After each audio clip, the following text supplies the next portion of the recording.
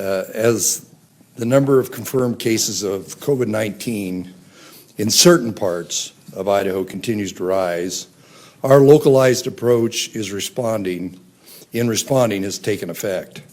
I support the mayors and local public health officials across the state who are making tough decisions to protect citizens and preserve healthcare capacity.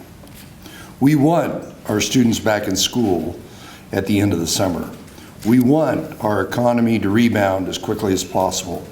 Our personal actions are the single most important thing we can do to make this happen. Over the past 2 weeks, Idaho did not meet the criteria to advance past our final stage of the Idaho Rebounds Plan. We will remain in stage 4 for at least another 2 weeks. I'll let Dr. Chris Hahn, our state epidemiologist, explain the details in a bit. The last several months have presented extraordinary challenges for Idaho students, educators, staff, and parents. I want to express my sincere thanks to our educators, school staff, for continuing to serve our children. I want to thank the parents for doing everything they can to support their children during these challenging times. These extraordinary circumstances have further reinforced the important role our schools play in supporting families, communities, and our larger economy. The Idaho Constitution clearly outlines our duty to establish a thorough and uniform system of schools in Idaho. The pandemic has tested our ability to meet this obligation to Idaho's youngest citizens. The abrupt closure of school in the spring disrupted our ability to prepare our children. In the fall, I expect Idaho schools to safely reopen for in-person education. Despite the incredible advances in digital learning, you can never replace the value and impact of in-person interaction with a professional, dedicated teacher. The expectation is that schools will not be closed for extended periods of time. Before COVID-19, too many Idaho students faced a significant achievement gap and ongoing risk to their mental and social well-being. The pandemic has exacerbated this gap and poses a potential ongoing disruption to our state's momentum in many different fronts, from early literacy to college and career readiness and students' overall well-being. It's imperative the students return to their classrooms and interact directly with their teachers and classmates at the end of the summer. But we also must make sure this can happen safely. The decisions about school operations will be made locally, but today we're making a statewide framework available to school districts to guide them in their decisions. Local public health districts and school administrators will remain in close contact as we move forward in order to ensure a safe learning environment.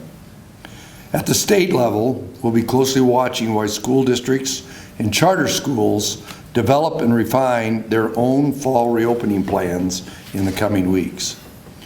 We do know that the 2021 school year will not look like the same as previous years.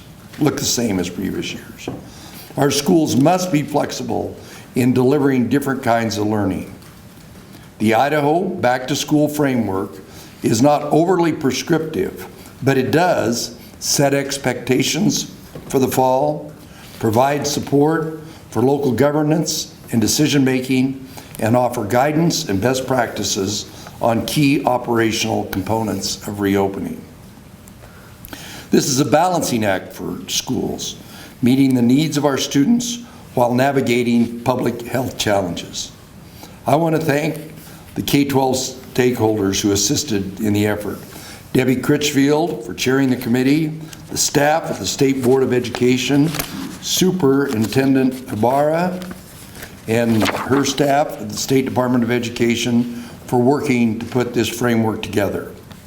We also have a committee chaired by State Board of Education member Kurt Liebeck, working on our efforts to bridge the digital divide and deliver greater blended learning opportunities.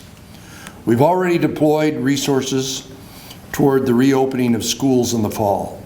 We've approved $30 million to help address the digital divide and deliver blended learning.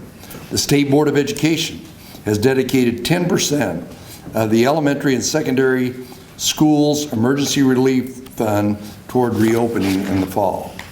The board and the State Department of Education are working on the average daily attended issue as we expect more blended learning delivery in many schools this fall. This framework is an initial step, and there's going to be a lot of work, especially at the district and charter level, to reopen schools in the fall for in-person instruction.